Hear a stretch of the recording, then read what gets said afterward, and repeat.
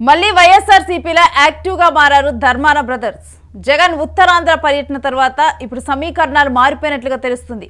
కార్యకర్తలకు అందుబాటులోకి వస్తున్నారు ధర్మాన బ్రదర్స్. శ్రీకాకుళం జిల్లాలో బలంగా ధర్మాన బ్రదర్స్ ఉన్నారు. అయితే ఇక పార్టీ బలోపేతం కోసం కూడా వీరిద్దరూ కూడా ప్రయత్నిస్తున్నట్లు తెలుస్తుంది.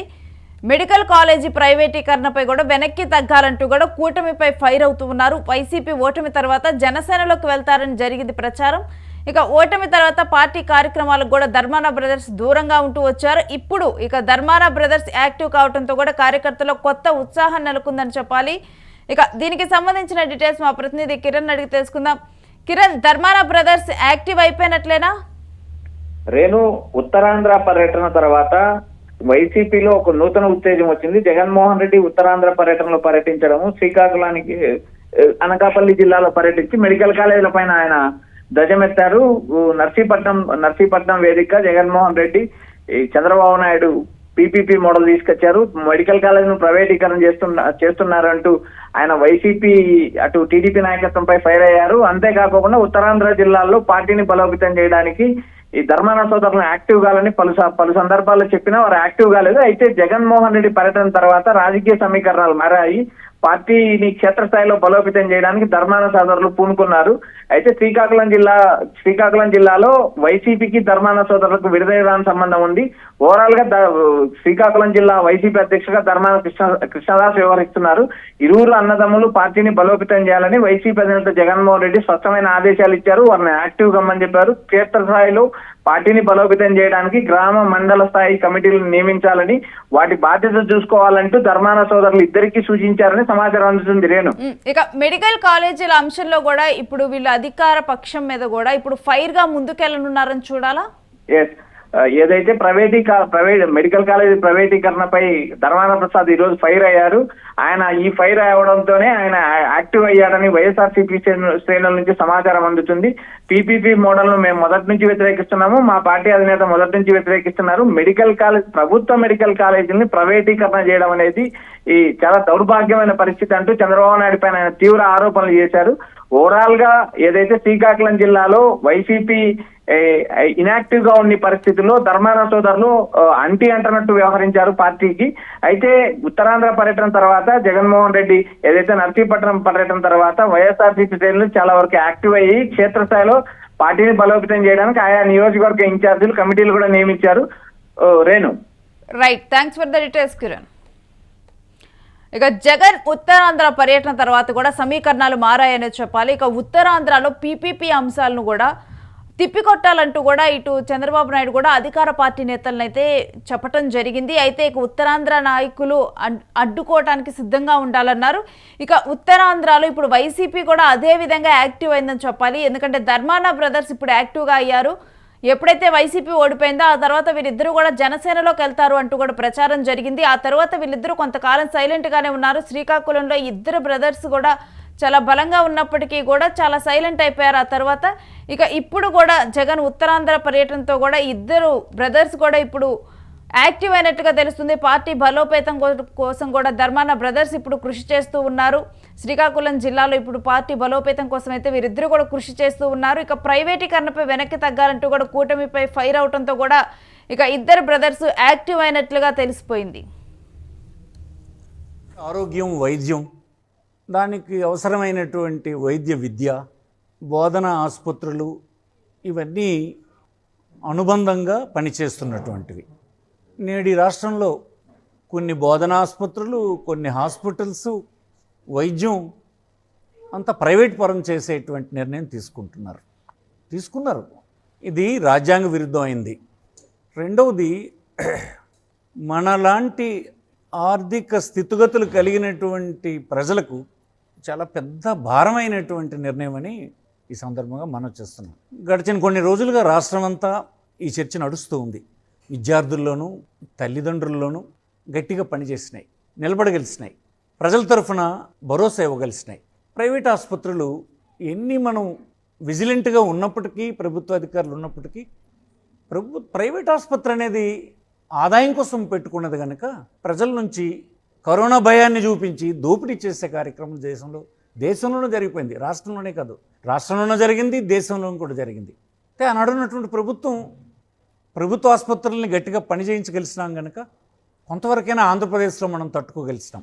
ఐఏఎస్ అధికారులని ప్రతి హాస్పిటల్కి ఇన్ఛార్జీల కింద పెట్టి భోజన వస్తువులకు అవసరమైనటువంటి ధనాన్ని ఇచ్చి చాలా విజిలెంట్గా ఉండడం వల్ల కొంతైనా నిరోధించగలిసినాం. కానీ అల్టిమేట్గా దేశంలో ఉన్న ప్రజలు ఎలాంటి అభిప్రాయానికి వచ్చారంటే వైద్యం అనేది వదిలేశారు, గాలికి వదిలేశారు. ప్రజల ఆరోగ్యం అనేది కాన్స్టిట్యూషనల్ రైట్, ఇది నీ విధి, నువ్వు నీ అత్యంత ప్రాథమికమైనటువంటి నీ తాలూకు బాధ్యతల్లో ఇదొక బాధ్యత. ప్రజల తాలూకా ఆరోగ్యాన్ని కాపాడడం అనేది నీ బాధ్యత. అది చేయలేకపోతే మరి ప్రభుత్వాలు ఎందుకు? మిగతావన్నీ మీరు చేస్తారా లేదా అనేది సెకండరీ. విద్యకు సంబంధించి, ఆరోగ్యానికి సంబంధించి ప్రాథమికంగా ఉండేటువంటి బాధ్యతను కూడా మీరు స్వీకరించకపోతే ఎలాగా? దానికి వ్యతిరేకంగా నిర్ణయాలు చేస్తుంటే ఎలాగా?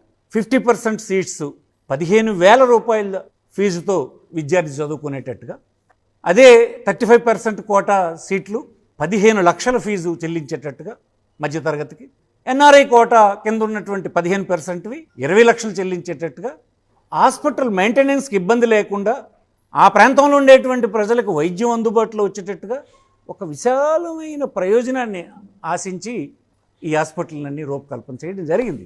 కాలేజ్ కాలేజ్ కాలేజ్ అని అంటారు. కాలేజ్ అసలు కాదు. ఆ కాలేజ్ ఎక్కడవుతుంది? మనం ఎప్పుడూ ఎరగనటువంటి ఒక మారుమూల ప్రాంతం అక్కడికి వెళ్తుంది. అది కాలేజేనా? కాదు, ఆసుపత్రి. విద్యార్థులకి, వైద్య విద్యార్థులకు బోధనతో సహా ఒక సమగ్రమైన ఆసుపత్రి అందుబాటులోకి తెస్తున్నాం. ఆ విధంగా మనం చూడాలి. దాన్ని మీరు ప్రైవేట్ పీపుల్కి ఇస్తామంటే ప్రైవేట్ పీపుల్ ఎందుకు మీరు ఇచ్చేస్తుంటారో చెప్పండి. ఈ భారం మేము మొయ్యలేము అనే కదా మీరు చెప్పేది. ప్రభుత్వం ఎక్కడ చేయగలదు అనేటువంటి మాట కదా. ప్రభుత్వం చేయదు అన్నప్పుడు ప్రైవేట్ పీపుల్కి దేనికి ఇస్తుంటారు మీరు? వాళ్ళు చేయగలరని ఎలాగనుకుంటున్నారు? అంటే మీరు జనం దగ్గర డబ్బు వసూలు చేసుకోండి అని చెప్తున్నారు. 80 సంవత్సరాల తర్వాత కూడా మారుమూల ప్రాంతానికి ఒక బోధన ఆసుపత్రి వస్తే అది కూడా మనం ఇవ్వలేని దిక్కుమాలిన పరిస్థితులు ఉంటే ఎలా? 800 కోట్ల రూపాయలు ఇచ్చి హిరమణలో నుంచి రిజర్వాయర్ నుంచి నీరు తీసుకుపోయి సర్ఫేస్ వాటర్ అందించే కార్యక్రమం చేసి గ్రౌండ్ వాటర్ని తాకకుండా నిలువరించగలిసి వాడి కిడ్నీ పాడవకుండా నిలపగలిసినాం. ఒక 100 కోట్లు పెట్టి పలాసలో ఒక రీసెర్చ్ హాస్పిటల్ని శాంక్షన్ ఇచ్చి నిర్మాణం చేసి ఓపెనింగ్ చేసి ఈవేళ వైద్యం అందించేటువంటి ప్రయత్నం జరుగుతుందంటే అది జగన్మోహన్ రెడ్డి గారి ప్రభుత్వం వల్లనే, మేమున్నటువంటి ప్రభుత్వ కాలంలోనే చేసినామని మీకు మనవి చేస్తుంది. మీరు ఏం చేశారు చెప్పండి? వైద్యానికి సంబంధించి మీరు ఏం చేశారు? గడిచిన 5 సంవత్సరాల కాలం మీ ప్రభుత్వం ఉంది, తెలుగుదేశం ప్రభుత్వం ఉంది కదా. ఒక్క మెడికల్ కళాశాల ఎక్కడైనా ప్రభుత్వ వైద్యం కింద తెచ్చారా? 17 కళాశాలలు వైద్యంలో వస్తే, ఇంటిల్లిపాది వైద్యులు ప్రతి గ్రామంలోనూ అందుబాటులోకి వచ్చే పరిస్థితి వస్తే, ప్రతి ప్రజలకి ఒక వైద్యుడు ఆ కుటుంబాల్లోనే ఉండేటువంటి పరిస్థితి వస్తే అది సమాజానికి అవసరమా?